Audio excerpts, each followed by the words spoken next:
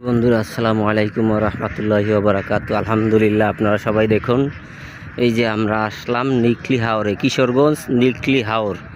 দুই সাইডে পানি এবং মাঝখানে রাস্তা। দেখুন, বিলের পর বিল, মাঝখানে রাস্তা। আব্দুল হামিদ সাবেক রাষ্ট্রপতি, তার এলাকা। খুব সুন্দর একটা জায়গা। দেখুন, দুই সাইডে প্রচুর পরিমাণ পানি আর পানি, এবং এখানে শুধু মাঝখানে রাস্তা বোঝা যায়। দুই সাইডে নদীর মতন একটি জায়গা, খুব সুন্দর একটা জায়গা, অসাধারণ। আপনারা চাইলে আসতে পারেন ঘুরতে, কারণ এখানে একটা দেখার মতন খুব সুন্দর মনোরম পরিবেশে আপনারা চাইলে আসতে পারেন।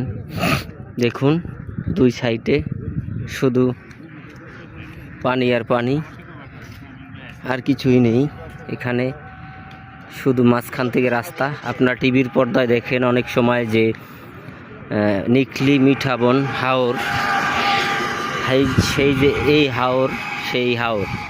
আপনারা দেখুন, অনেক সুন্দর জায়গাটা, কারণ এখানে দুই সাইডে বিল আর বিল, শুধু পানি আর পানি দেখা যায়, আর কিছুই দেখা যায় না। কোনো বাড়িঘর নেই, কিছুই নেই, এখানে শুধু পানি আর পানি। দেখুন, মাঝখানের থেকে রাস্তাটা শুরু হয়েছে। এই যে রাস্তাটা খুব সুন্দর, মনে হয় এবছর নূতন বছর উপলক্ষে আলপনা করেছিল।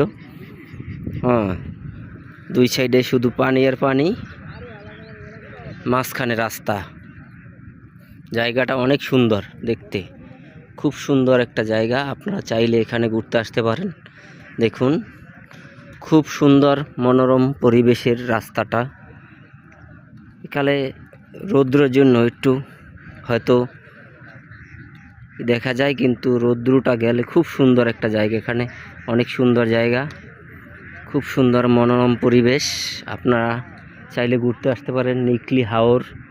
এই যে হাওর, শুনেছেন, টিভির পর্দায় দেখেছেন, দুই পাশে নদীর মতন এবং মাঝখানে রাস্তা, সেইটাই হলো এটা।